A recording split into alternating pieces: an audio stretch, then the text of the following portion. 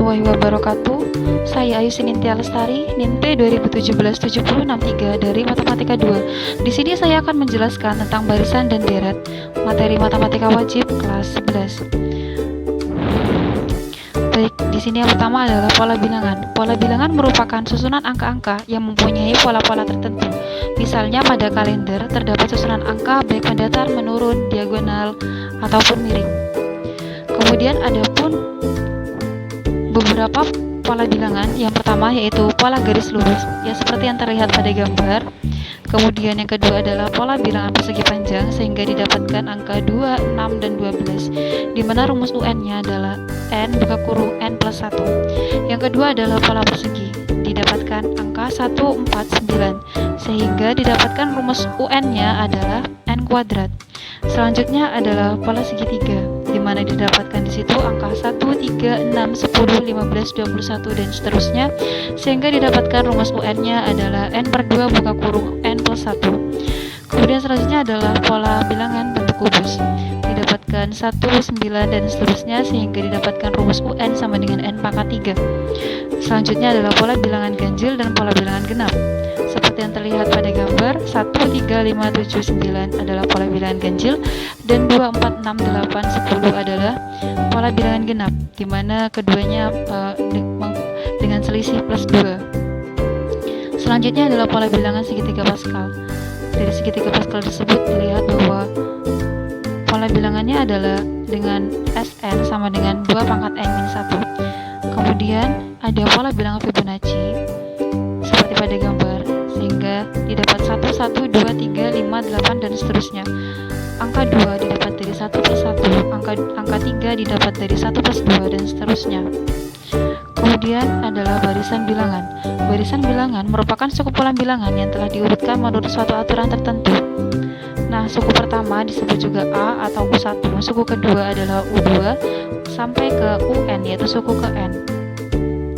Kemudian untuk menentukan suku berikutnya suatu barisan bilangan dapat dilihat dari contoh, yaitu di situ terlihat ada angka 2, 5, 8, dan 11.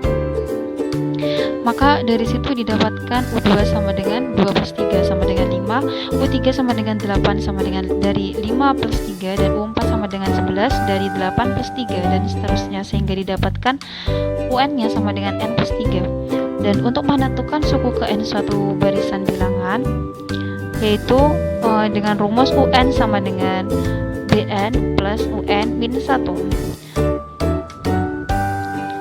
atau juga UN sama dengan BN plus 1 min B. Kemudian dari situ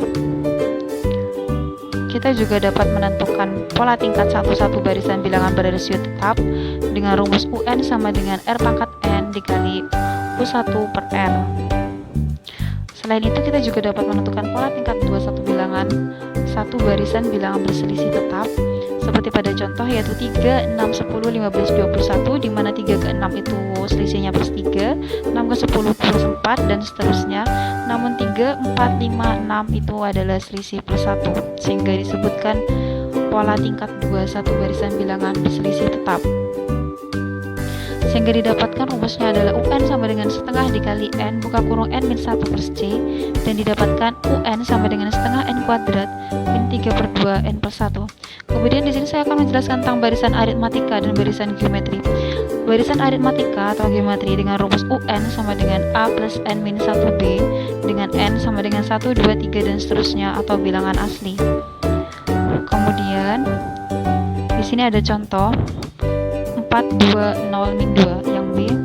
Nah, maka dari situ U1-nya sama dengan 4, U2-nya sama dengan 2, U3-nya sama dengan 0, sehingga di situ didapat bedanya U2 min U1 sama dengan min 2, U3 min U2 sama dengan min 2, sehingga berarti B-nya atau bedanya adalah min 2. Sehingga dari situ kita menggunakan rumus UN sama dengan U1 dikali N min 1B, sehingga didapatkan angka 14.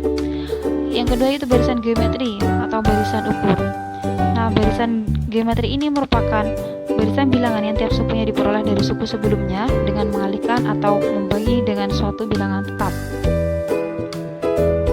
sehingga didapatkan UN sama dengan UN min 1 dikali R atau A dikali R pangkat N min 1, seperti seperti contoh berikut: sepertiga, 139 dan seterusnya, sehingga didapat A sama dengan setengah, UN sama dengan 1, R sama dengan 1 dibagi 1/3 sama dengan 3, sehingga didapatkan A dikali R pangkat N-1 sama dengan 729. Kemudian ada deret aritmatika dan deret geometri. Di situ terdapat contoh.